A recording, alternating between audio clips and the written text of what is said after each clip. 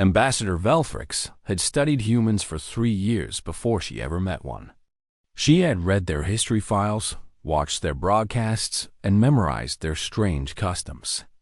The Karani Collective had sent her because she was their best diplomat, and first contact with a new species required the best. She thought she was ready. She was wrong. The Karani were an old species. They had traveled the stars for 10,000 years, and in that time, they had learned one simple truth. Evil was easy to recognize. It wore uniforms and carried weapons. It shouted and threatened. When you found evil, you stopped it. You made laws against it. You punished those who did it. This was how civilization worked. Velfrix arrived on Earth on a Tuesday morning. Her human liaison was a man named David Chun. He worked for something called the State Department, and his job was to help her understand humanity. He was polite and patient, and he smiled often, though the smile never quite reached his eyes. "We're honored to have you here, Ambassador," David said, as they walked through the massive building where humans conducted their government business. "The Secretary hopes to meet with you tomorrow. Today, I thought you might like to observe some of our democratic processes." Velfrix agreed. She wanted to see how humans governed themselves. The Karani Collective made decisions through consensus, with every citizen's voice carrying equal weight. She was curious how humans managed with so many different nations and systems. David led her to a large room filled with humans sitting in curved rows. At the front, a single human male sat at a table, facing the others. He wore expensive clothes and had gray hair that was perfectly arranged. His face showed no emotion at all. "This is a congressional hearing," David explained quietly. "That man is the CEO of a pharmaceutical company. He's being questioned about his company's pricing decisions." Velfrix watched with interest. One of the humans in the curved rows leaned forward and spoke into a small device that made his voice louder. "Mr. Harrison, your company acquired the patent for cargazine, a drug that keeps people with heart conditions alive. Within 1 month, you raised the price from $50 per dose to $470 per dose. Can you explain why?" The man at the table nodded calmly. "Certainly, Senator. After acquiring the patent, we conducted a thorough market analysis. We determined that the previous price point did not reflect the true value of the medication or the costs associated with maintaining quality production standards. People died," the senator said. "We have testimony from families who could not afford your drug. Their loved ones died." "That's very unfortunate," Mr. Harrison said. His voice was steady. His face remained empty.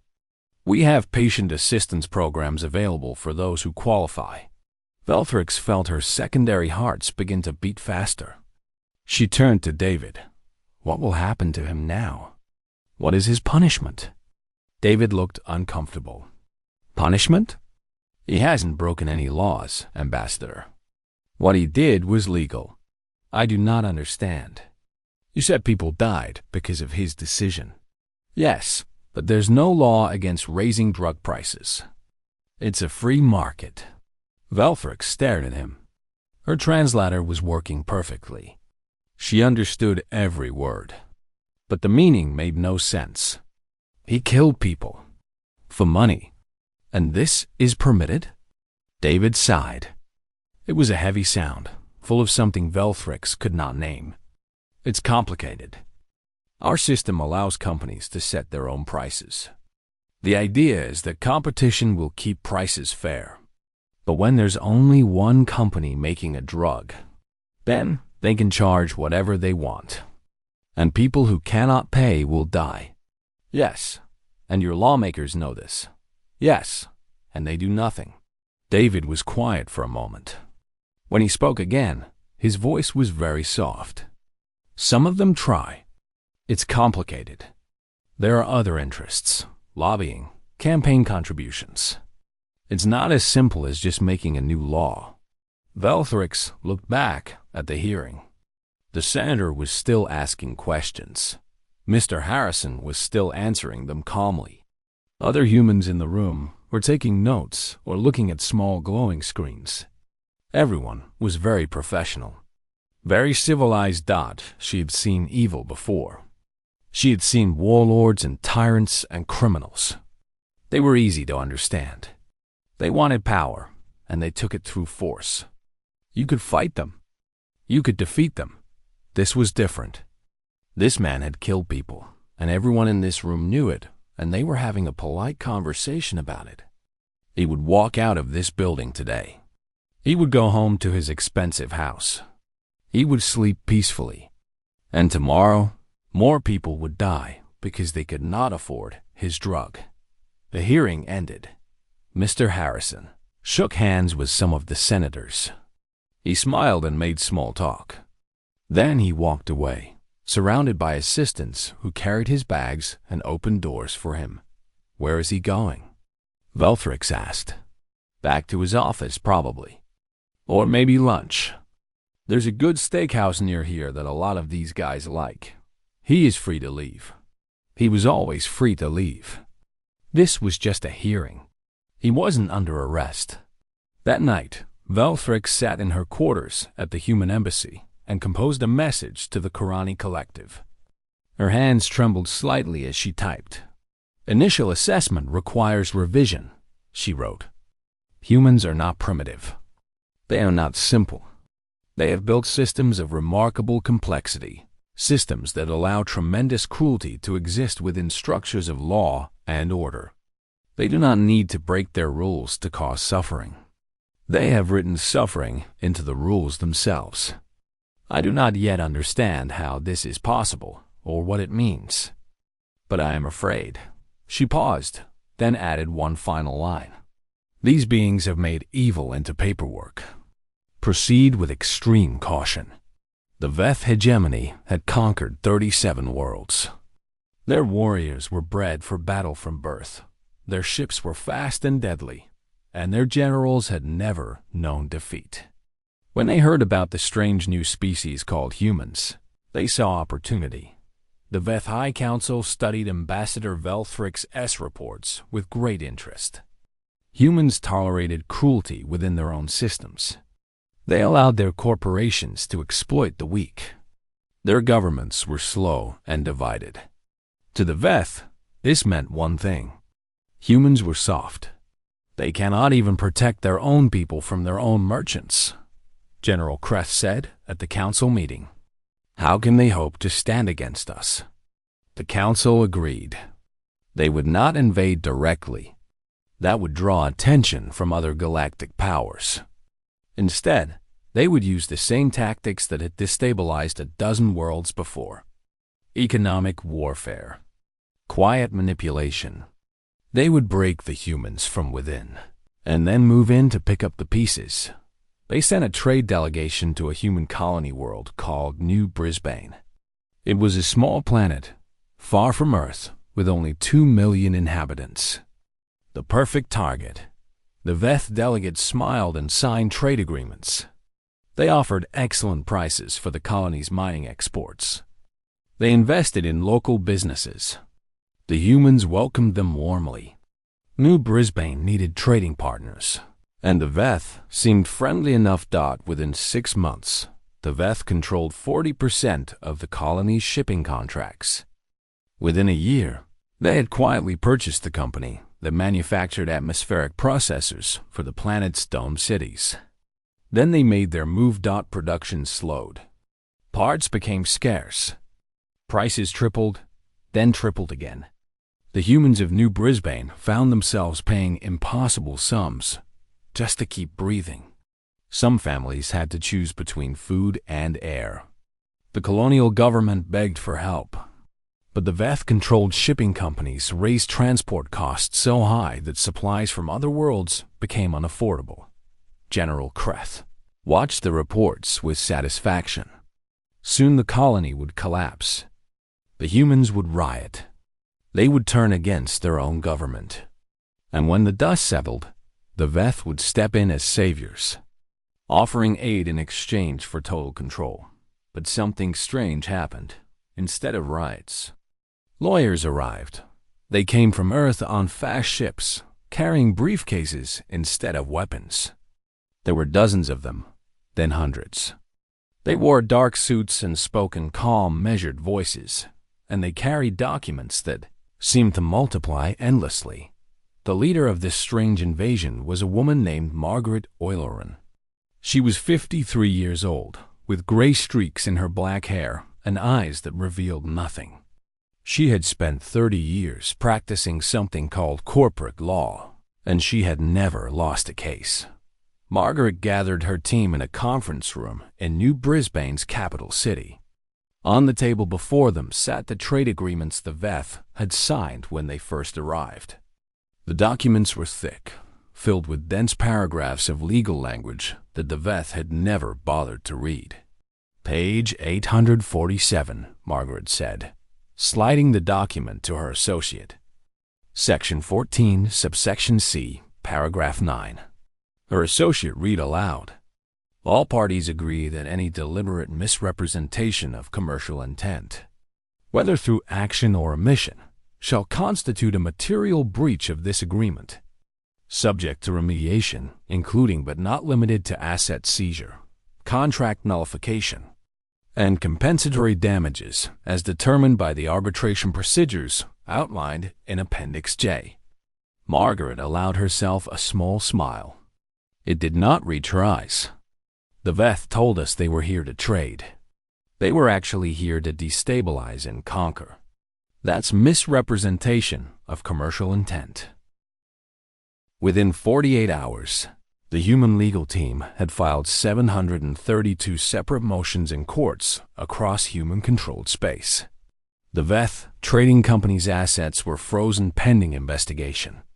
Their ships were impounded for regulatory review. Their executives were issued subpoenas requiring them to appear for depositions. The Veth ambassador stormed into the human colonial governor's office. His scales were flushed dark with rage. "This is an act of war," he snarled.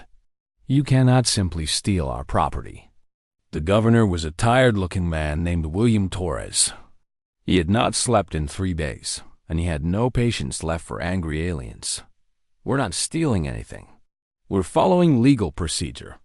If your people have done nothing wrong, they have nothing to worry about. You'll get your day in court." "When?" Governor Torres checked his computer. "Let's see. Based on current docket schedules and the number of motions filed, your first preliminary hearing should be scheduled for approximately 8 years from now. Of course, that's assuming no continuances are requested, which they almost certainly will be.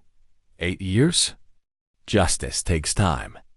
In the meantime, your assets remain frozen, and your executives cannot leave human space without forfeiting their bail." I'm sure you understand. The ambassador did not understand. None of the Veth understood. They had conquered worlds with warriors and weapons. They had never faced an enemy that fought with paperwork. Margaret Oileron visited the Veth delegation personally. She sat across from their lead negotiator and placed a thick folder on the table between them. "This is our opening discovery request," she said. "We'll need all communications between your company and the Veth High Council, all financial records. For the past 10 years, all internal memos regarding your operations on New Brisbane, and personal financial statements from all executives involved in decision-making. You have 30 days to comply, and if we refuse, then we file motions to compel, and the court adds sanctions. Those sanctions compound daily. Based on your company's assets, you'll be bankrupt in approximately 14 months. Of course, bankruptcy proceedings will add another 3 to 5 years to the overall timeline." The Veth negotiator felt something he had never felt before. It was not quite fear. It was more like the ground dissolving beneath his feet. "What do you want?" he asked finally. "What will make this stop?" Margaret gathered her papers and stood. "I want you to understand something. You came here thinking we were weak because we allow suffering within our own systems. You thought that made us easy targets, You were wrong. We built those systems. We know every flaw, every loophole, every dark corner.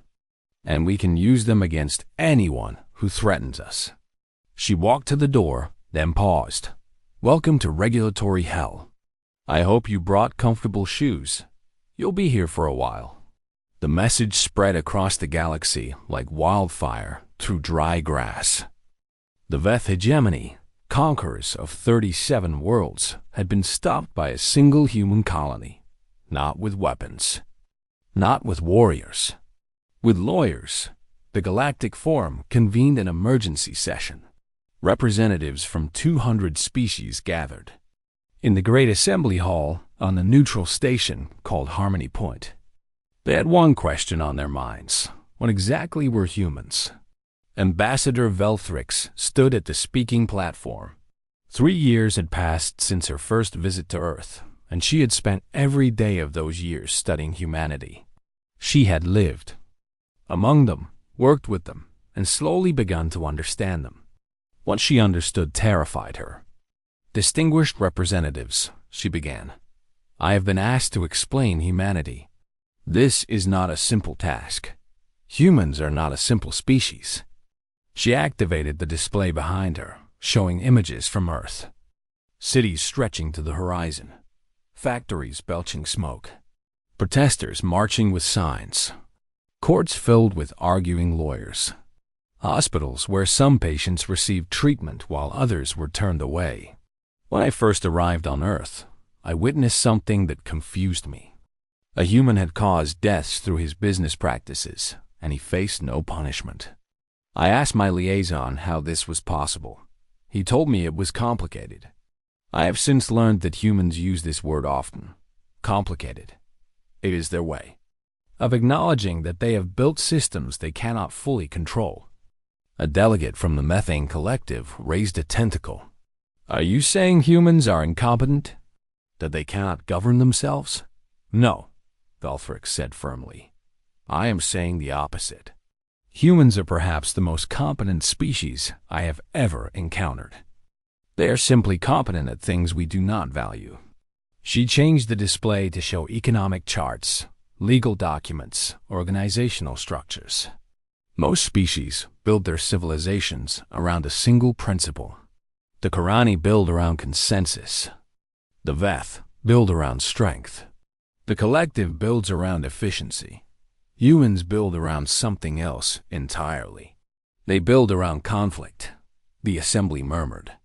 Conflict was something to be avoided, minimized, resolved. How could a species build a civilization around it? Human systems are not designed to eliminate disagreement, Velthrix continued. They are designed to channel it. Their governments have opposing parties that fight constantly. Their courts are battles between advocates. Their markets are wars between companies. They call this competition, and they believe it makes them stronger. She paused, letting her words sink in. But this approach has consequences. When everything is a competition, there are always losers. Some humans become very wealthy while others starve. Some receive excellent medical care while others die from treatable diseases. Some are protected by the law while others are crushed by it. Humans know this. They debate it endlessly.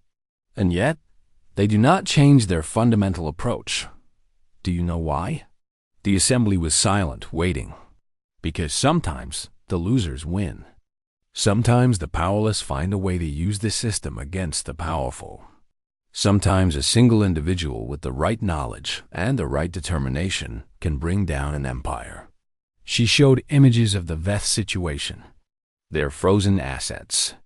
Their impounded ships. Their executives sitting in deposition rooms, answering questions for hours that stretched into days. The Veth are stronger than humans. They have more ships, more soldiers, more resources. In a direct confrontation, they would destroy any human fleet. But humans did not fight directly. They found another way. They used their own systems, systems designed for internal conflict, as weapons against an external enemy. A delegate from the Silicon Mines spoke in their buzzing synthetic voice. "You are saying humans have turned their weakness into a strength. This is concerning, but not unprecedented." "It is more than that," Velthrix said. "I am saying that humans live in a constant state of ethical warfare with themselves. They know their systems cause suffering. They argue about it constantly. Some spend their entire lives trying to fix it. Others spend their lives exploiting it. Both groups are using the same tools, the same laws, the same procedures. The system itself does not care who wins. It simply provides the battlefield." She took a breath. This next part was the hardest to explain. The Veth thought human tolerance for internal cruelty meant humans were weak. They were fatally wrong. Humans tolerate that cruelty because they understand something most species do not. Purity is impossible. Any system large enough to run a civilization will have flaws. Any set of rules complex enough to govern billions of beings will have loopholes. The question is not whether your system is perfect. The question is whether you can survive its imperfections.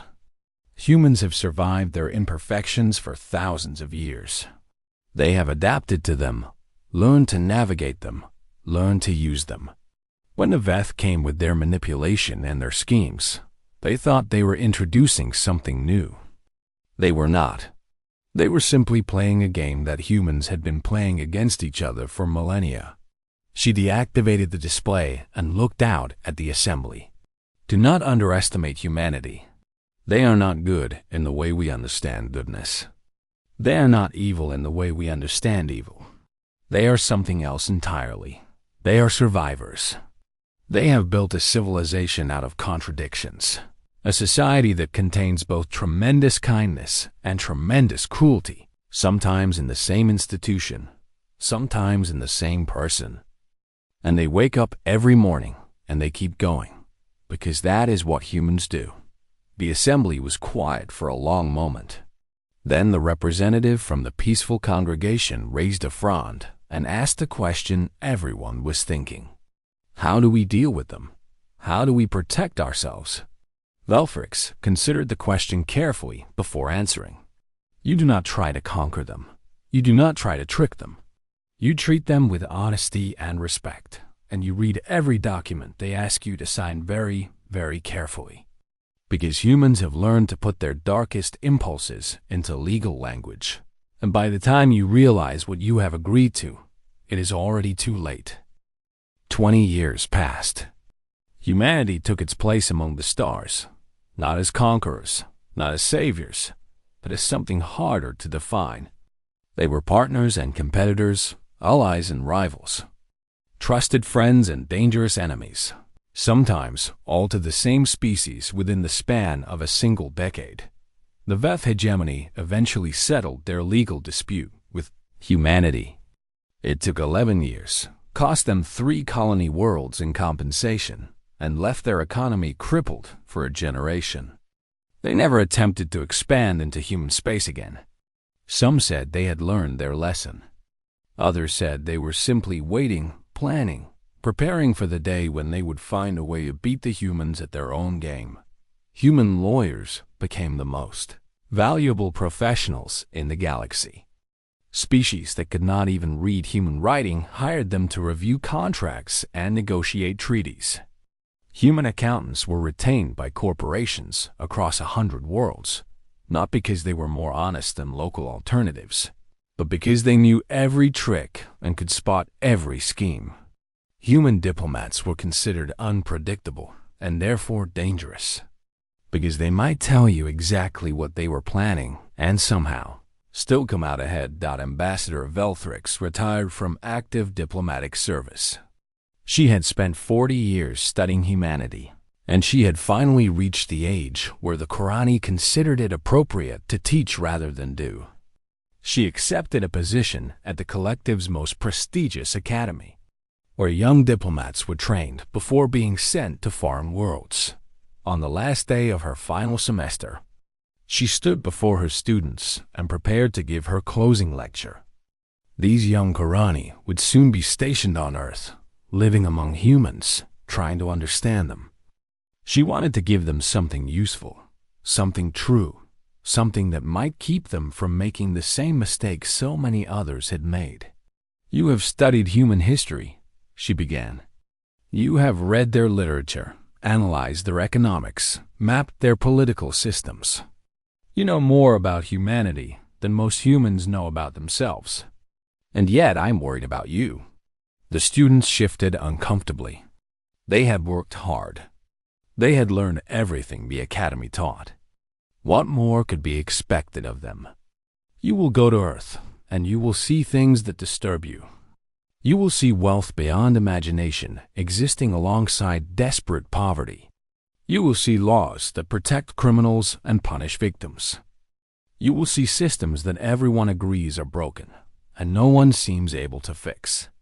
You will want to judge them." She paused, letting the silence stretch. "Do not." A student raised her hand. "Ambassador, are you saying we should ignore injustice? That we should pretend human cruelty does not exist?" "No," Velthrix said. "I am saying you should try to understand it before you judge it. Humans are not unaware of their flaws. They debate them constantly. They write books about them, make entertainment about them, protest in their streets about them. Every human you meet will have an opinion about what is wrong with their society and how to fix it. They disagree violently with each other about the solutions, but they almost all agree that problems exist." She walked to the window of the lecture hall and looked out at the stars. "The Qurani solved our social problems through consensus. When we saw something wrong, we gathered, we discussed, we agreed on a solution, and we implemented it together. This worked for us because we are a patient species with long lives and similar values. Humans are none of these things. They are impatient and short-lived and incredibly diverse. Consensus is almost impossible for them. So they found another way. They fight. They argue. They sue each other and vote against each other and write angry articles about each other. And slowly, painfully, messily, they make progress. It is not elegant. It is not efficient. It is often cruel. But it works in its own strange way. Their society today is, by almost every measure, less cruel than it was 100 years ago. And 100 years before that, it was crueler still. They are improving. They are just doing it the hard way." She turned back to face her students. "I will tell you something that took me many years to understand. Human hope is different from Qurani hope. When we hope for certainty. We hope that the right path will become clear, that consensus will be reached, that the answer will be found. Human hope is not like this. Human hope is irrational. It persists even when there is no evidence to support it, even when all logic suggests despair. They hope not because they believe things will get better, but because they refuse to accept that things cannot get better. They have seen the worst of what they are capable of. Their history is full of horrors that would break most species. And yet, they keep going. They keep trying. They keep believing that the next generation will do better than they did."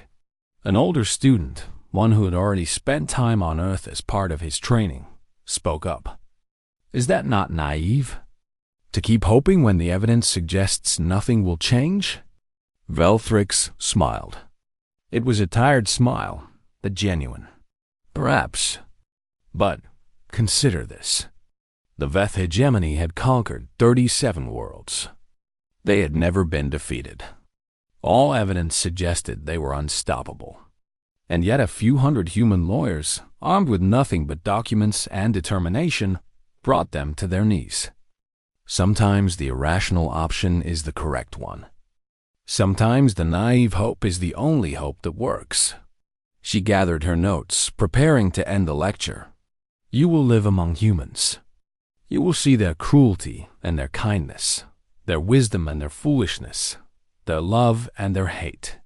You will see them at their worst and their best, sometimes in the same day, sometimes in the same person. And you will be confused because humans are confusing. They do not make sense. They are not supposed to make sense. They are supposed to survive and adapt and keep going no matter what. That is what makes them terrifying. Not their weapons or their wealth or their lawyers, though all of those things are formidable. What makes them terrifying is that they will not give up. They will not surrender.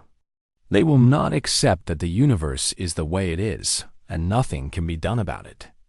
They will fight and argue and sue and vote and protest and hope until the day they die. And then their children will pick up where they left off. She looked at each of her students in turn, meeting their eyes, willing them to understand. The galaxy is full of species that have made peace with imperfection. Humans have not. They are at war with imperfection, and they will be at war with it forever. That war makes them dangerous and difficult and sometimes cruel, but it also makes them capable of things that no other species would even attempt. The lecture was over. The students gathered their materials and began to file out. But the older student who had questioned her lingered by the door. "Ambassador," he said, "what you described sounds exhausting. Living in constant conflict, constantly fighting against your own systems, never reaching a final answer. How do they bear it?" Velthrix considered the question. It was a good question. It was perhaps the only question that really mattered. "They bear it together," she said finally. "They argue with each other and compete with each other, and sometimes hate each other. But when something threatens them from outside, they remember that they are all in the same struggle. They are all fighting the same war against an imperfect universe. And for a little while, at least, they stop fighting each other and fight together. Is that not true of all species?" "Yes, but humans do it faster. They can go from bitter enemies to fierce allies in the span of a single crisis. It is remarkable to witness. And it is very, very frightening for anyone who has made themselves an enemy of humanity." The student nodded slowly, then turned to leave. At the door, he paused one more time. "Do you think they will ever win? Their war against imperfection?" Velthrix laughed. It was a soft sound, full of something that might have been fondness. "No, but I do not think they expect to win. They just expect to keep fighting. And somehow, against all odds, that seems to be enough."